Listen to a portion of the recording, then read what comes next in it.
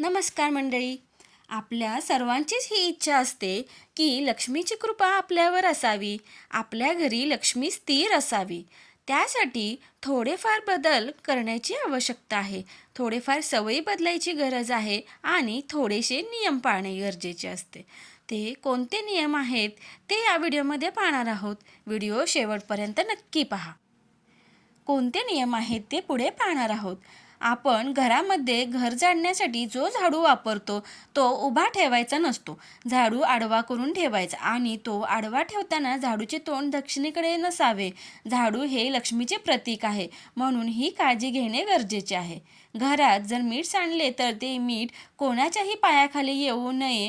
ते स्वच्छ भरून घेऊन पाण्यात टाकून द्यावे, कारण मीठ समुद्रात असते. लक्ष्मी माता ही समुद्रकन्या आहे आणि लक्ष्मी मातेचा आणि मिठाचा खूप जवळचा संबंध आहे.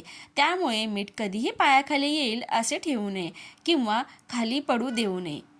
सायंकाळी म्हणजेच दिवे लागण्याच्या वेळेस पुढील 3 वस्तू कोणालाही देऊ नयेत. मीठ, झाडू आणि पैसे या 3ही वस्तू लक्ष्मीकारक आहेत.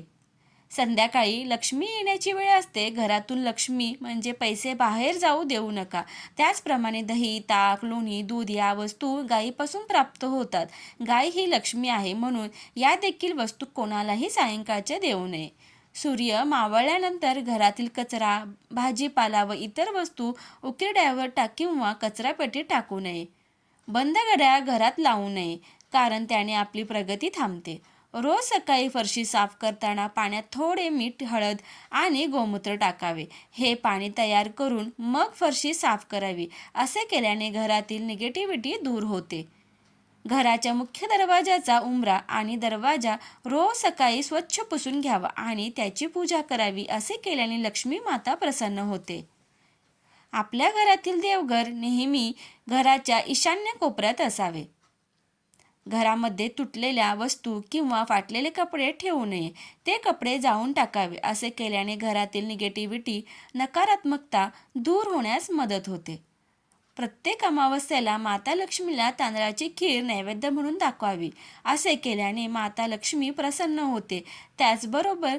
त्याप्रमाणे प्रत्येक अमावस्येला दूध किंवा दुधापासून बनवलेला कोणताही पदार्थ दान करावा, कारण असे म्हणतात की दुधापासून बनवलेली खीर दान केल्याने आपले पितृ म्हणजे आपले पूर्वज तृप्त होतात आणि त्यामुळे आपल्याला लक्ष्मी प्राप्तीसाठी जे अडथळे येतात त्यांचे मार्ग मोकळे होतात. महादेवाच्या पिंडीवर उसाच्या रसाने अभिषेक करावा. असे केल्याने या घरात लक्ष्मी माता स्थिर राहते आणि आपल्यावर प्रसन्न होते. आपण आपल्या हाताची आणि पायाची नखे नेहमी मंगळवारीच काढावीत. आपल्या घरातील देवघरामध्ये श्रीयंत्राची स्थापना करावी आणि त्याची नियमित पूजा देखील करावी. श्रीयंत्रामध्ये अष्टलक्ष्मीचा आशीर्वाद असतो. असे म्हणतात की श्रीयंत्र माता लक्ष्मी आणि भगवान विष्णू यांचे आसन आहे आणि माता लक्ष्मी व भगवान विष्णू आपले आसन सोडून कधीच कुठे जात नाहीत. त्यामुळे आपण आपल्या घराची श्रीयंत्राची स्थापना केली तर भगवान विष्णू आणि माता लक्ष्मी सदैव आपल्या घरात स्थिर राहतील. त्यांचा आशीर्वाद आपल्यावर राहील.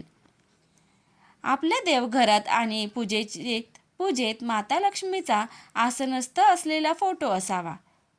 आपल्या घरातील स्त्रीरूपी लक्ष्मीचा आदर करावा. मग ती आपली आई, बहीण, बायको, मुलगी कोणीही असू शकते. घरातील स्त्री जर आनंदी असेल तर आपल्या घरात सकारात्मकता राहते. ह्या गोष्टी नियम नक्की करून पहा. व्हिडिओ आवडल्यास व्हिडिओला लाईक, शेअर आणि सबस्क्राईब करायला विसरू नका. धन्यवाद. कॉमेंट करून व्हिडिओ कसा वाटला तेही सांगा.